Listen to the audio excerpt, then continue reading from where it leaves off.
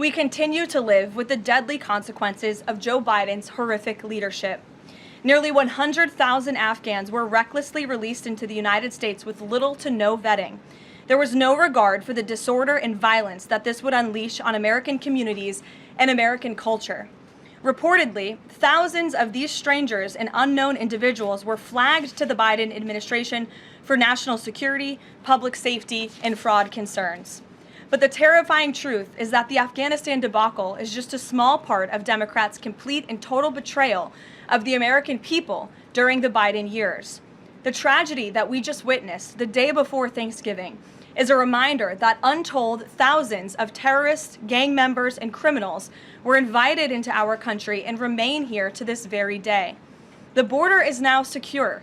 In the wake of last week's atrocity, it is more important than ever to finish carrying out the president's mass deportation operation.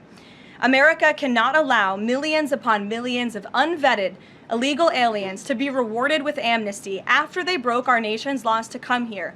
They must go back to their home countries. Sarah and Andrew represent the very best of America. Two young patriots who were willing to put on the uniform and risk their lives in defense of their fellow Americans. Both of them truly embody the profound words spoken by Jesus Christ in the gospel. Greater love has no one than this, to lay down one's life for one's friends. Sarah and Andrew are heroes, and we will never forget their sacrifice. That means ensuring the monster responsible for this atrocity is prosecuted to the fullest extent of the law and faces the most severe punishment possible. It also means reckoning with why this atrocity was allowed to happen in the first place, so that it may never occur again. Here are the facts.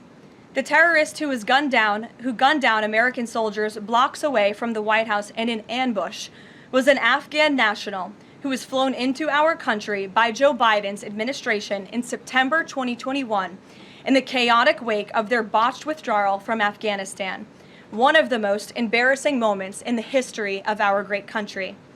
Joe Biden's historic failure in Afghanistan continues to haunt this country and our men and women in uniform. What should the 2 million people with pending asylum claims or the roughly million people from the 18 other countries of concern know about what's going on in the review? What's the status of all these other people? They're essentially paused for review, and the Department of Homeland Security is taking this very seriously because we are not going to allow soldiers like we saw in American streets last week to be gunned down at the hands of these foreign nationals who had the privilege of coming to the United States of America.